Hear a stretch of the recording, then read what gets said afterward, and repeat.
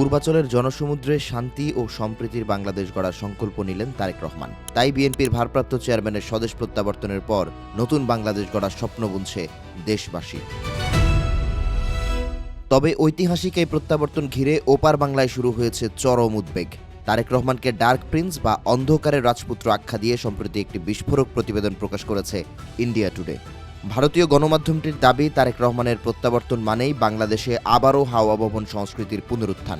2001 থেকে 2006 সাল পর্যন্ত হাওয়া ভবনকে যেভাবে ক্ষমতার সমান্তরাল কেন্দ্র হিসেবে দেখা হতো, সেই পুরনো স্মৃতিই এখন ভারতকে ভাবিয়ে তুলছে। ইন্ডিয়া টুডে বলছে, তারেক রহমানের শাসনামলে বাংলাদেশে যে দুর্নীতি ও বিচারহীনতার সংস্কৃতি তৈরি হয়েছিল, তার ছায়া আবার পড়তে পারে ঢাকা প্রশাসনের ওপর। প্রতিবেদনে টেনে আনা হয় 2004 সালের 21শে আগস্ট গ্রেনেড হামলার প্রসঙ্গ।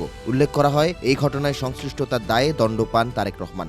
এছাড়াও দুর্নীতির অসংখ্য অভিযোগ ও লুৎফুজ্জামান বাবরের সাথে তার সখ্যতার বিষয়টি তুলে ধরা হয়। তারেক রহমানের নেতৃত্বে বাংলাদেশ আবারও হাঁটতে পারে উগ্রবাদ ও অস্থিতিশীলতার পথে।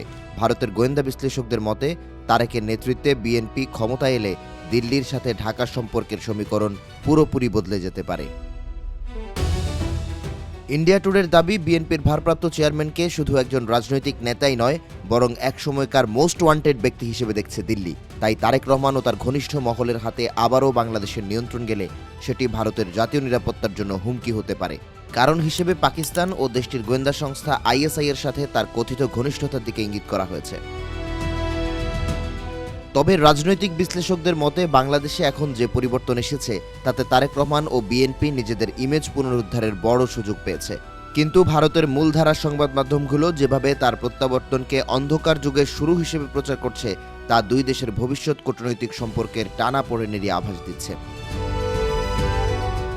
ইন্ডিয়া টুডে যেখানে মিস্টার রহমানকে নিয়ে নেতিবাচক প্রতিবেদন প্রকাশ করেছে, উল্টো দিকে বিএনপির ভারপ্রাপ্ত চেয়ারম্যানকে বাংলাদেশের ভবিষ্যৎ প্রধানমন্ত্রী হিসেবে আখ্যা দিয়েছে রয়টার্স।